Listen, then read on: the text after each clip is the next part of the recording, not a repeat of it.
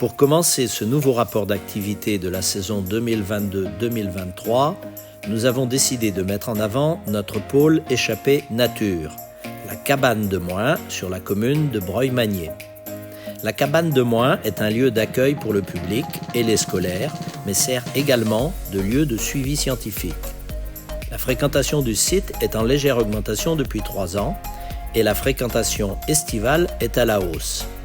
Avec la sécheresse exceptionnelle et les températures importantes, les horaires d'ouverture au public ont été adaptés. La saison 2022-2023 a été rythmée par plusieurs temps forts. La capture accidentelle d'un vison d'Europe dans une cage à ragondins. Après vérification, il s'agissait d'agrides déjà capturés et équipés d'une puce 2 ans auparavant. La fin des travaux de renforcement de la digue est du bassin Unima qui avait débuté le 24 novembre 2022. L'animation chauve-souris effectuée en partenariat avec l'échappée nature de la Pierre de Crasane. Le projet de réouverture du coteau du Liron qui a permis l'installation d'une clôture à moutons. Un projet de réaménagement de l'accès au coteau ainsi que de nouveaux panneaux explicatifs vont être installés. Et la lutte contre les espèces susceptibles d'occasionner des dégâts ainsi que celle contre les espèces exotiques envahissantes continue. Le personnel fédéral a poursuivi les suivis scientifiques. Les effectifs hivernants ont été très faibles dû au manque d'eau en début d'automne et surtout à la phase de travaux réalisée de décembre à fin février sur le Grand Bassin. Le bagage et le suivi de la sarcelle d'hiver dans le cadre de l'étude sur l'hivernage, programme éco-contribution, ont continué. 21 anatidés ont été capturés au cours de l'hivernage 2022-2023, à savoir 15 sarcelles d'hiver et 6 colverts. Plus de 55 000 données sont déjà collectées et analysées, ce qui donnera lieu à une publication scientifique. Le maintien d'un niveau d'eau très haut sur les prairies jusqu'à fin mai a probablement été bénéfique pour nombre d'espèces nicheuses, y compris autres que les oiseaux. Toutefois, on note une légère baisse en 2023 par rapport à 2022. Une convention avec le Centre d'études biologiques de Chizé est en cours de rédaction pour étudier les reptiles et les batraciens. Pour le moment, les données collectées sont des données de prospection. Elles permettront la mise en place de suivis ciblés en vue d'évaluer le potentiel du site par la mise en place de protocoles de suivi standardisés et autres études. L'association CAPENA et la Fédération de pêche de Charente-Maritime ont réalisé un plan d'échantillonnage sur les marais nord de Rochefort dans le cadre du suivi des poissons sur les ceintures du canal de Charal. La cabane de Moin a été retenue. La communication de la cabane de Moin a continué d'être développée, que ce soit par le développement de la page Facebook, du site internet ou des supports de communication. Une vidéo de 3 minutes sur l'étude de la sarcelle d'hiver en collaboration avec le département de la Charente-Maritime, l'OFB et Biosphère Environnement et une vidéo sur le suivi des reptiles ont été réalisées. Enfin, le 25 mai dernier, l'Office de tourisme de Rochefort-Océan a eu l'idée de faire découvrir le site à un groupe de personnes disposant d'hébergements touristiques locaux.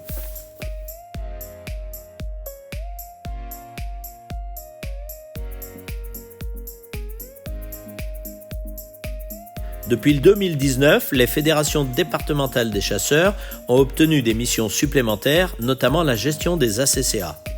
En plus de ces nouvelles missions, la fédération continue d'assurer ses missions régaliennes. Votre fédération propose plusieurs formations gratuites pour ses adhérents. Formation piégeage, chasse à l'arc, chef de ligne, nouveau président d'ACCA, garde-chasse particulier, tir des corvidés, tir estival du renard, hygiène de la venaison, formation décennale, chasse accompagnée et bien évidemment le permis de chasser. Toutes ces formations sont assurées par tous les techniciens de la fédération. La gestion administrative de ces formations est assurée par le personnel administratif. Sans compter le permis de chasser, nous avons accueilli 230 stagiaires sur notre siège social de Saint-Julien-de-l'Escape. 2352 personnes ont été formées en présentiel et en distanciel pour la formation décennale. En 2022-2023, 364 candidats ont passé leur permis de chasser et 262 ont obtenu le précieux sésame, soit 72% de réussite. Lors de la saison 2022-2023, 15 629 chasseurs ont validé leur permis dans notre département. 9 957 chasseurs ont pris un permis départemental, 5 157 chasseurs ont validé un permis national. 282 nouveaux chasseurs ont validé leur permis de chasser et 233 chasseurs ont pris des temporaires 3 et 9 jours. La moyenne d'âge reste fixée à 55 ans et 290 femmes ont également pris leur permis. Pour la saison 2022-2023, les personnels assermentés au titre de la police de la chasse, assistés des agents de développement volontaire, ont prospecté l'ensemble du département. Sur la saison, près de 295 chasseurs ont été contrôlés et 14 procédures ont été dressées, 12 timbres amendes et 2 renseignements judiciaires. Depuis la mise en place du plan de gestion Faisan, les efforts de contrôle l'ont été sur les communes en contrat.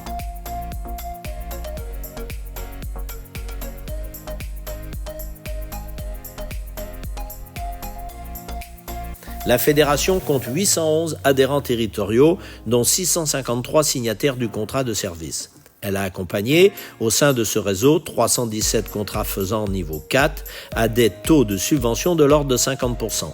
Nous sommes passés à 62% des communes du département en plan de gestion faisant. Le développement des cultures à gibier et des jachères faune sauvage s'est traduit par 133 contrats passés avec 117 exploitants agricoles sur 90 territoires de chasse. 12 mairies et une communauté de communes ont également adhéré à l'implantation de ces aménagements afin d'embellir leurs espaces. Les chantiers de plantation se sont très bien déroulés. D'une part, notre programme d'entretien valorisation de l'arbre, où le conseil départemental de la Charente-Maritime apporte depuis 2020 un financement, s'est traduit par 47 km de haies plantées. D'autre part, le plan de relance proposé par l'État nous a permis de planter 11 km supplémentaires chez les agriculteurs. Le conseil départemental, la chambre d'agriculture et votre fédération ont planté 58 km de haies en 2022-2023 en Charente-Maritime, un record. Dans le cadre d'une convention entre la fédération et RTE, les parties ont convenu d'unir leurs efforts en vue de contribuer à l'aménagement cynégétique des embases de pylônes.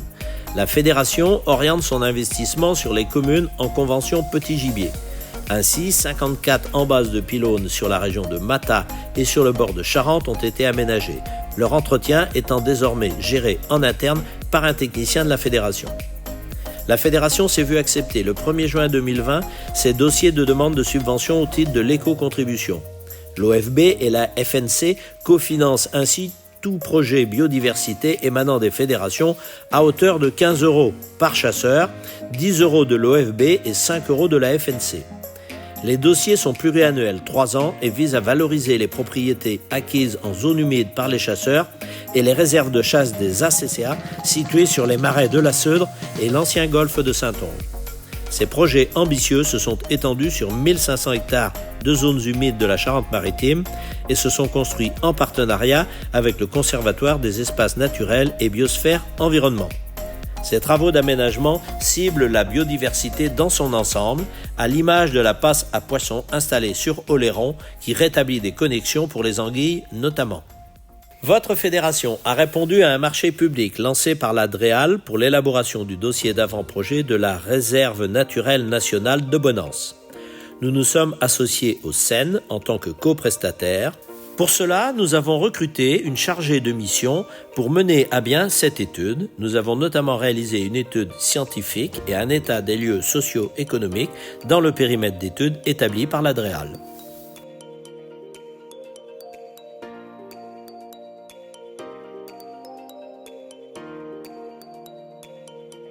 Le petit gibier et les ésodes.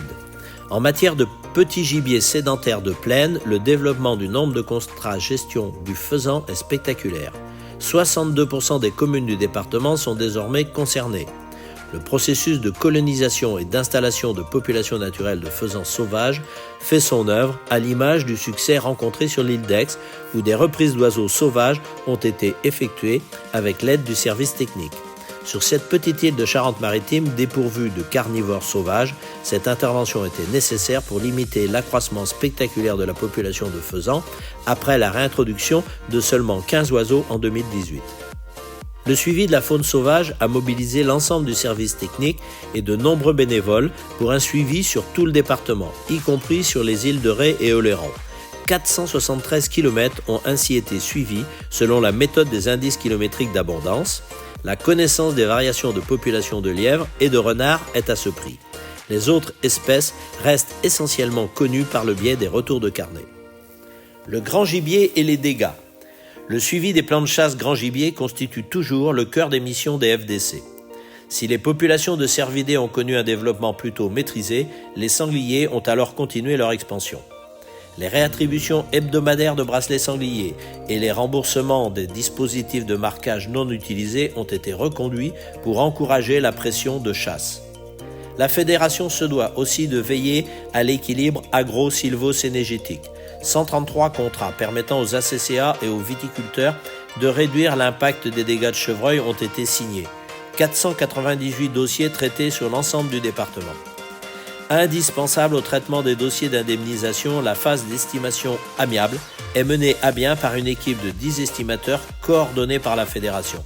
Cette mission à la fois technique et diplomatique, ajoutée à l'entente entre la fédération et la profession agricole, ont permis de limiter à moins de 1% le nombre de recours tant sur les plans de chasse que sur les propositions d'indemnisation. Le gibier migrateur. La fédération gère également le fichier des détenteurs d'aplants destinés à la chasse du gibier d'eau. Pour ce faire, elle tient à jour le fichier départemental comprenant 2059 détenteurs, ce qui a permis d'informer régulièrement ces derniers sur l'actualité sanitaire et ses conséquences sur l'activité cynégétique. Depuis 2019, la fédération est reconnue comme organisme agréé pour la délivrance des bacs d'aplants et ce sont finalement 24 690 bacs fermés et 2200 bacs ouvertes qui ont été vendues. Depuis 2017, la FDC a initié la création d'une nouvelle association, Palombe 17. Cette association représente désormais les quelques 350 palombières du département, un mode de chasse spécifique qui fait partie intégrante de notre patrimoine cynégétique. L'association a rapidement rejoint les travaux du GIF, en intégrant le suivi de la migration de plaine de l'oiseau bleu ainsi que le recensement des dortoirs hivernaux. La première édition a permis de suivre la phénologie de la migration grâce à 24 palombières participantes et d'observer plus de 5700 vols totalisant 600 000 oiseaux. Dans le cadre du programme Éco-contribution, 15 sites sont suivis pour l'hivernage et la reproduction des oiseaux d'eau. Plus de 16 000 oiseaux d'eau ont ainsi été dénombrés entre septembre et mars. La sarcelle d'hiver, le vanneau huppé, le colvert et la foulque représentant à eux seuls 75% des données de comptage. Le suivi sanitaire a continué son développement en 2022-2023. La fédération dispose de différents modes de prospection pour la surveillance sanitaire, que ce soit par le biais du réseau SAGIR, où 14 autopsies ont été réalisées afin de mieux connaître les causes extra-cynégétiques de mortalité du gibier. Cette année, les analyses se sont concentrées pour plus de la moitié des cas sur le lièvre et le lapin.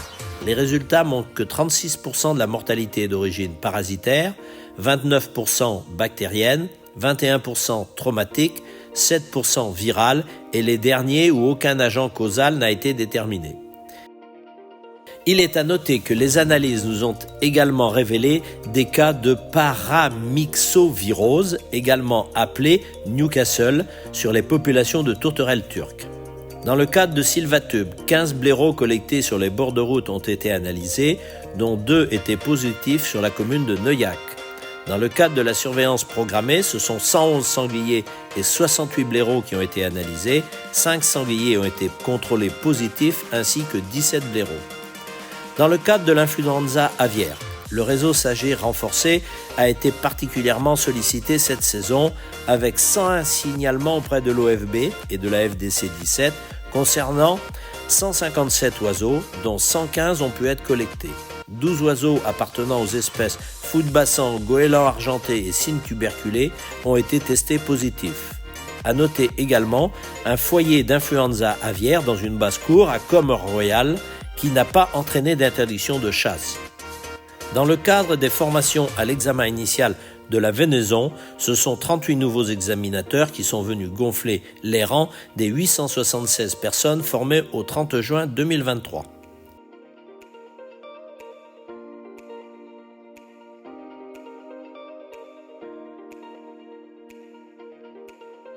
L'année cynégétique 2022-2023 a été marquée par plusieurs événements notables.